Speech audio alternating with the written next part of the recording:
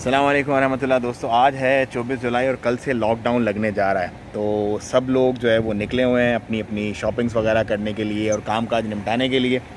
लेकिन मामलात ये हैं कि कल दिन में तो मामलात वैसे ही रहेंगे जैसे होते हैं नॉर्मली, लेकिन रात का मसला होगा। बाज़ार निमट गया। अब मैं घर जाके आपको देता हूँ अपडेट्स कि आज की क्या अपडेट्स हैं। लेकिन कुछ मैं आपको भी बता देता हूँ कि 14 दिन का इंस्टीट्यूशनल क्वारंटाइन नेसेसरी करार दे दिया उन तमाम लोगों के लिए जो सल्तनत में एंटर होंगे। एक्सपेट्स मतलब उसके अंदर डिप्लोमेट्स जो हैं वो इंक्लूड नहीं है, और जो केबिन क्रू होता है वो इंक्लूड नहीं है। उसके अलावा जितने भी एक्सपेट्स एंटर होंगे ओमान में, उन्हें 14 दिन का इंस्टीट्यूशनल क्वारंटाइन लाजमी करना पड़ेगा।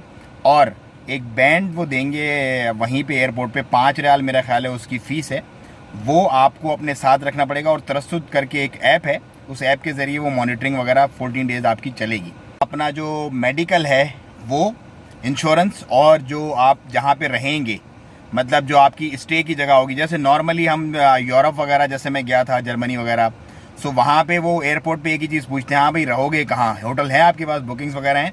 सो जो भी आपके रहने की जगह है उसकी कंफर्मेशन आप दीजिएगा, और जो आपका मेडिकल वगैरह का सारा सेटअप होगा, इंश्योरेंस है, कार्ड है, जो भी है वो आपको बताना पड़ेगा एयरपोर्ट पे।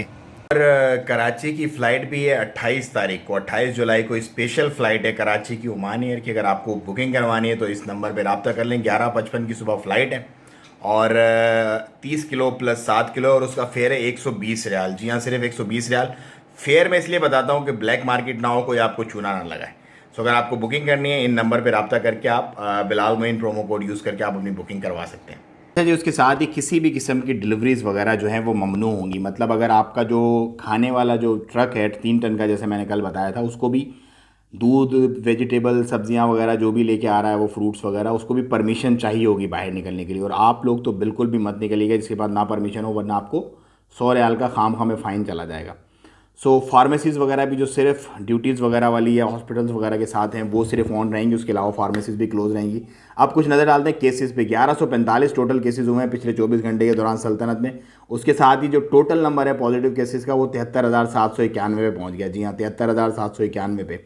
आज होने वाले जो केसेस हैं 1145 में 1047 ओमानीज़ हैं, 1047 ओमानी हैं, और सिर्फ 98 उसके अंदर जो हैं वो खारजी हैं।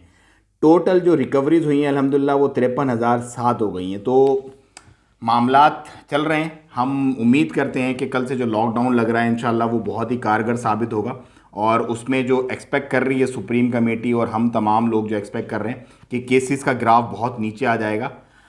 बाकी अल्लाह ही बेहतर करने वाले हैं, अल्लाह ही आसानियाँ फरमाने वाले हैं। तो बस महीना अच्छा है, हुर्मत वाला है।